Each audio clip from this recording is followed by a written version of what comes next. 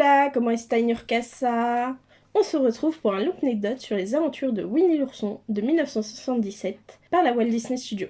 Et ça parle d'un petit ourson qui adore le miel, ses amis, faire des bêtises et qui est un peu débile, mais ça, c'est pas grave, car ses amis sont là. On débute sur un générique en prise de vue réelle, puis l'ouverture classique d'un livre nous emmène dans le monde animé du livre. Il prend alors vie devant nous pour narrer les histoires de Winnie avec des chansons à chaque page et aventure, des différents fonds et animations dans et du texte.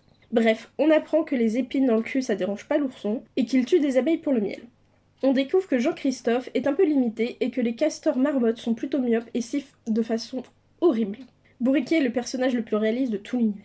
Coco Lapin est le décorateur le plus rapide de la forêt. Ce film doit être l'un des premiers classiques à casser le 4e mur en parlant au spectateur et en faisant référence au numéro de page. On découvre que quasiment tous les habitants de la forêt des Rêves Bleus habitent dans un arbre et même certains se balancent ou sont vides. Le film nous fait voir toutes les saisons en un livre, en faisant jouer avec le texte et nous rendre tristes de finir un livre. Mais pas de panique, on a eu le droit à Winnie l'ourson 2 en 1997 par le même studio. Donc on débute sur Jean-Christophe qui essaye de dire quelque chose à Winnie, qui comprend que dalle et veut rien dire. Et en même temps, on découvre que dans la forêt des Rêves Bleus, il est très léger et que les décharges de pots de miel, c'est normal. Après l'annonce du garçon, on voit Winnie dans un plan solitaire avec un arbre.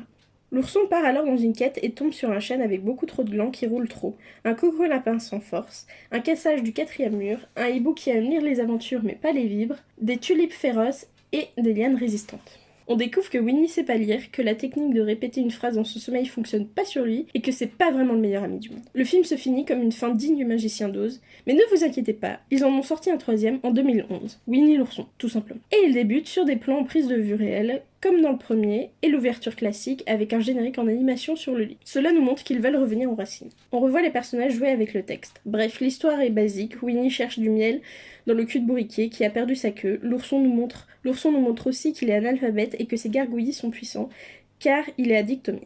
On a le droit à un passage en animation style tableau à la craie et encore plus d'animation avec lui. Et le film se finit avec Bourriquet plutôt content de retrouver sa queue. En vrai, si vous voulez plus d'histoire, il y a les aventures des autres personnages et celle avec Jean-Christophe adulte, c'est du même style. Voilà, cette vidéo finie. J'espère que vous avez aimé. N'hésitez pas à liker, partager, commenter, vous abonner. Bisous bisous.